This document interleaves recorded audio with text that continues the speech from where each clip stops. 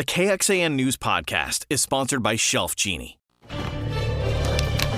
Welcome to KXAN News Today. Here are your Friday morning headlines. Memphis, Tennessee police will release video today showing officers stopping Tyree Nichols. Earlier this month, the 29-year-old died 3 days after 5 police officers pulled him over in a traffic stop and beat him.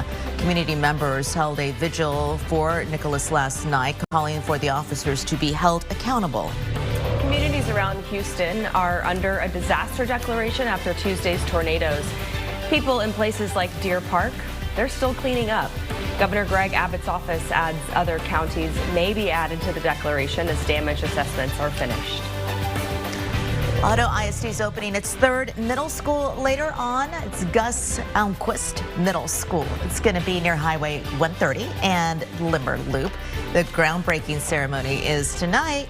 That starts at 5:30.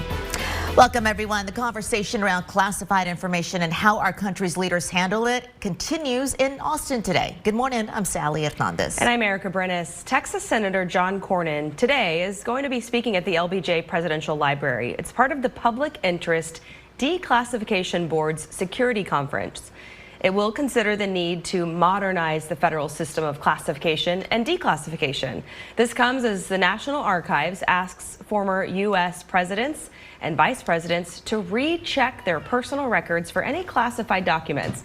President Joe Biden and former Vice President Mike Pence had such documents in their possession, and then recently former President Donald Trump did as well.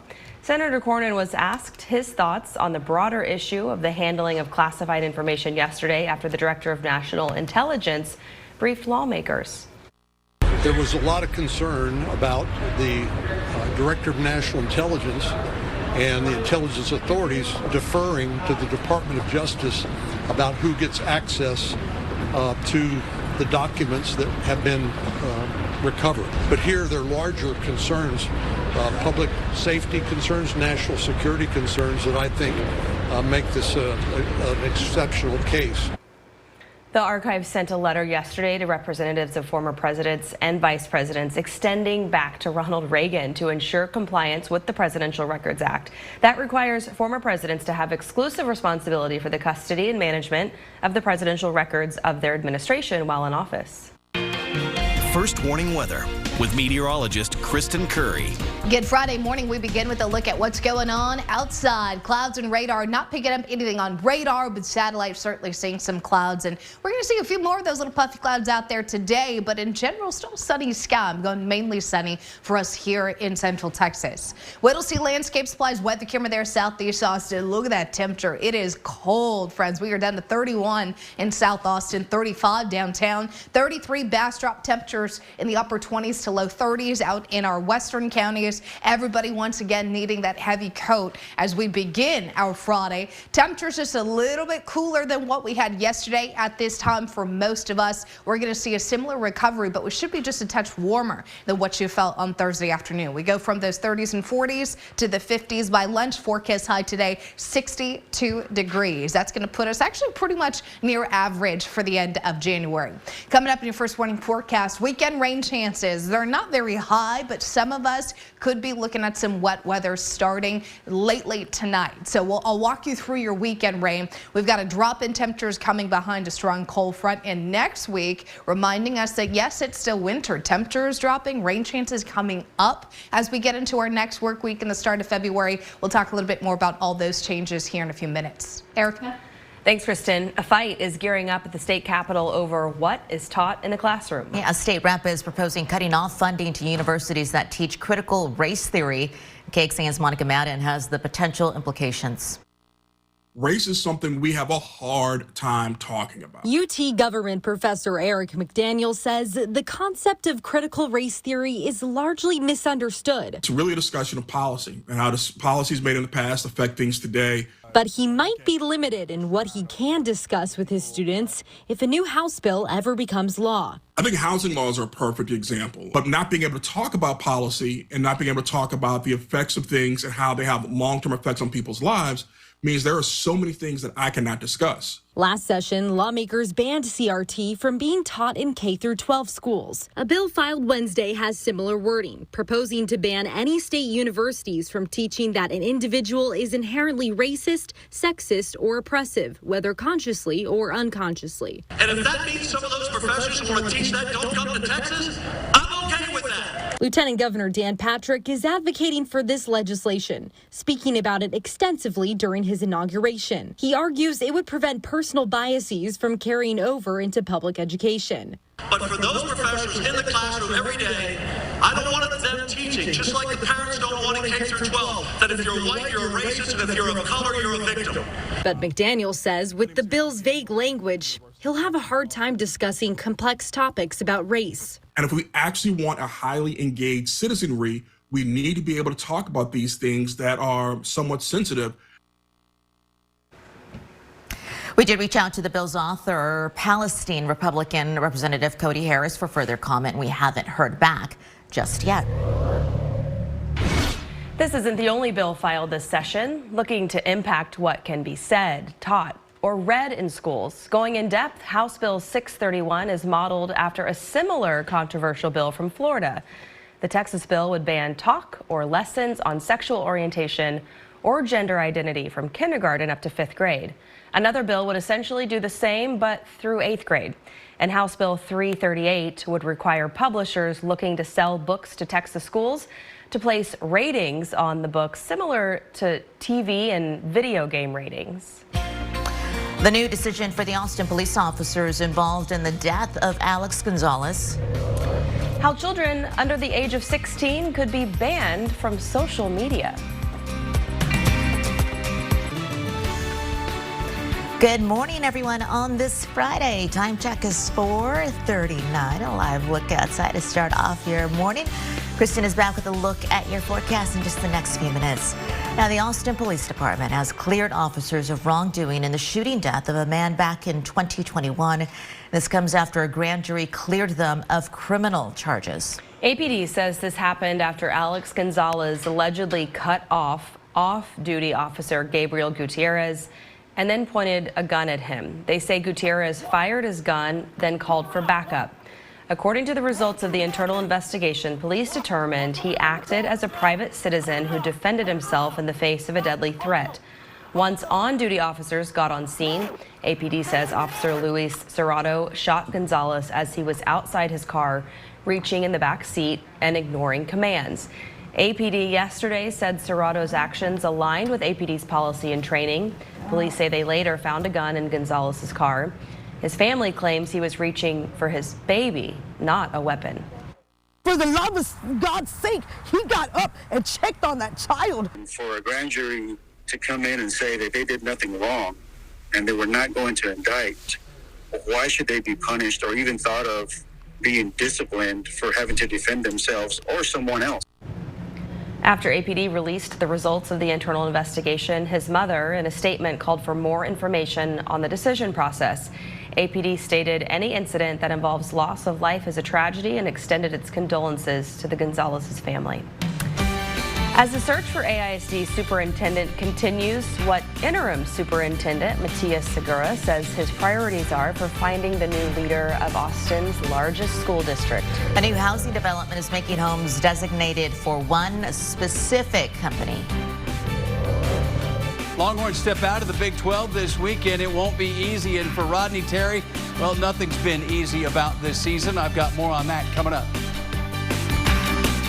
This KXAN News podcast is brought to you by Shelf Genie. I'm Rosie Newberry from KXAN Studio 512. Considering replacing your kitchen cabinets? Struggling to find or reach things? Go to shelfgenie.com/Austin. Shelf Genie designs custom pull-out shelves for your existing cabinets, adding convenience and value to the most used room in your home. Shelf Genie custom pull-out shelves, everything in reach. Good morning, everyone. Another live look outside to start off your Friday here on KXAN News Today. Beautiful shot of the skyline. Kristen's up with your weather to give you a look at that coming up in just the next few minutes. But first, let's talk about who we now know is going to help when it comes to the search for your next superintendent for the largest local school district.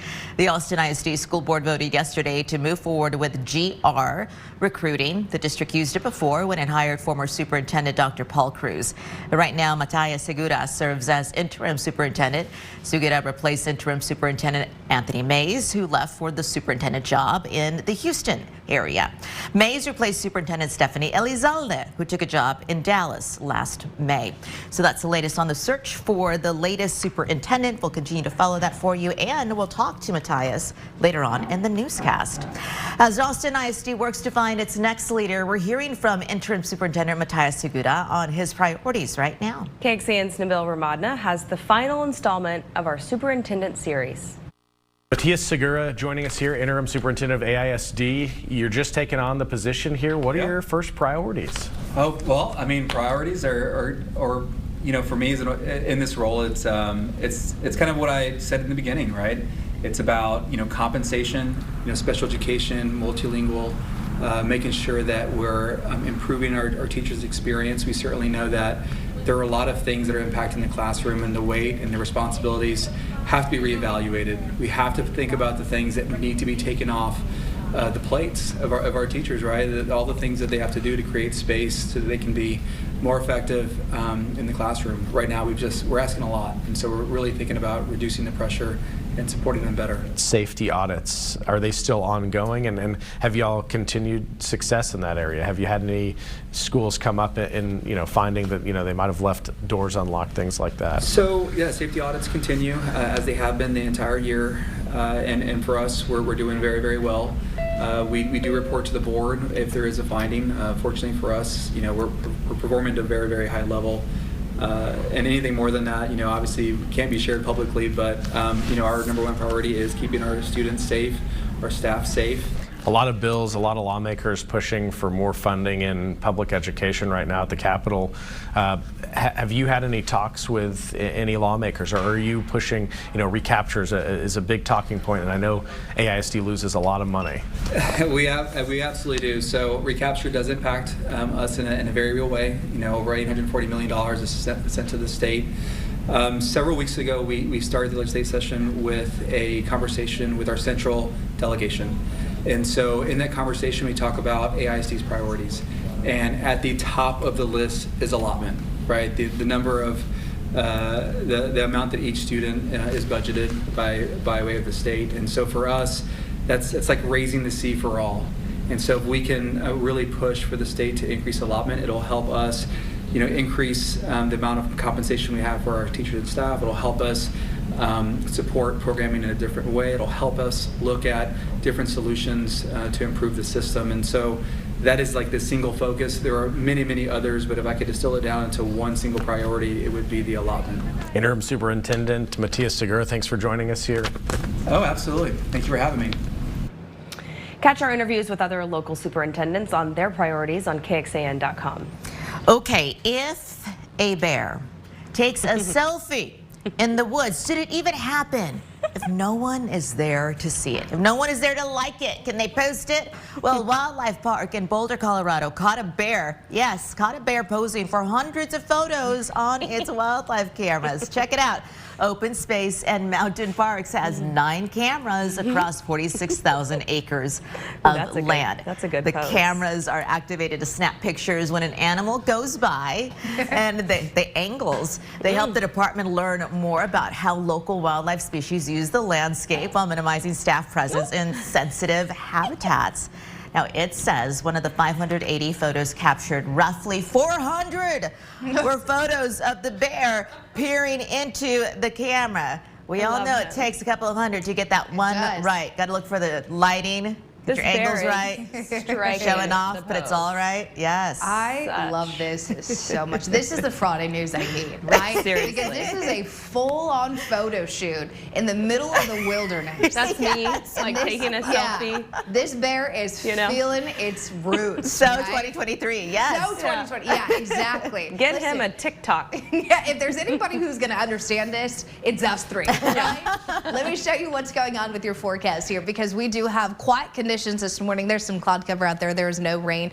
The rain that we have, it's coming in around midnight. So if you know you're going to be out late, like late after midnight, then yeah, I would grab the raincoat. But most of us stay dry through the day today. 35 degrees currently. That's one of the things, one of the little humps we got to get over today. That's the fact that these temperatures are cold, running colder than what we had yesterday, with everybody in the 20s and 30s. 35 Austin, but below freezing. Marble Falls, Llano, Fredericksburg, down below freezing in Blanco. Pretty close too for our friends in Lockhart.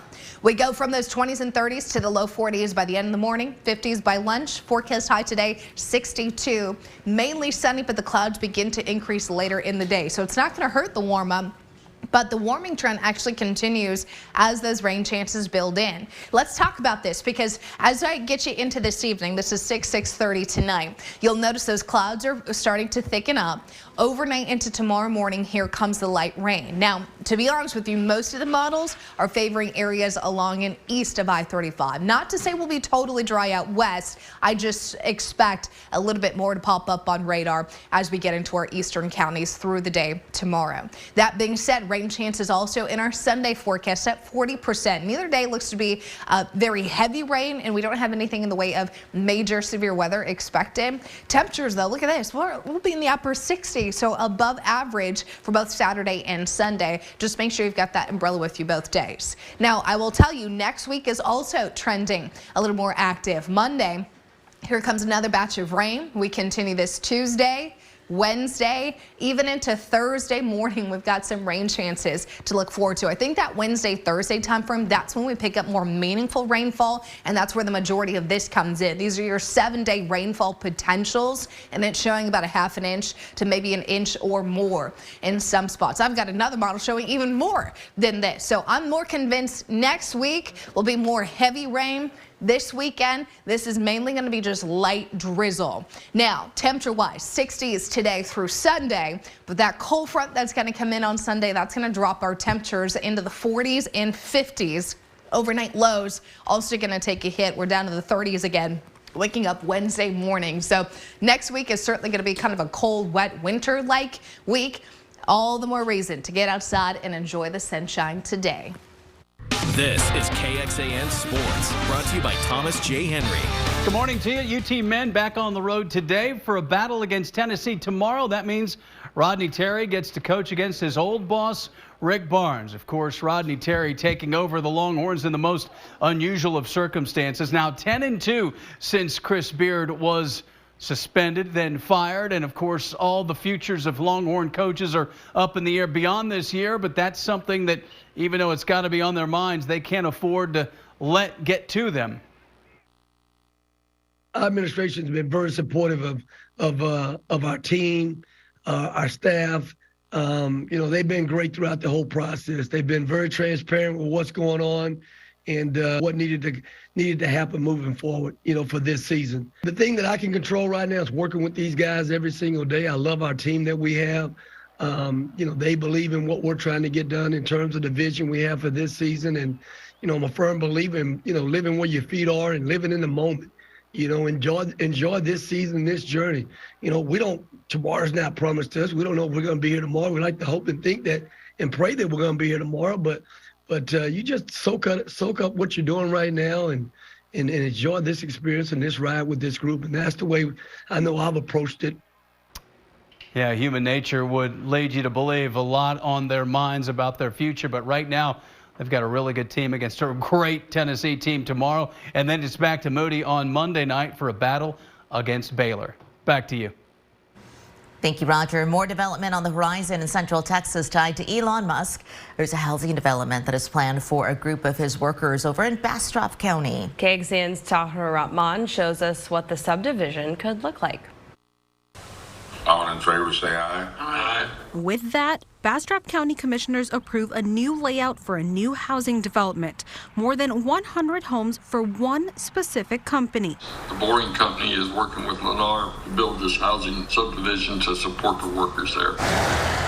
This is the site of the proposed housing project just off of FM 1209 and 969. Now you can see that there's already another housing project underway right now.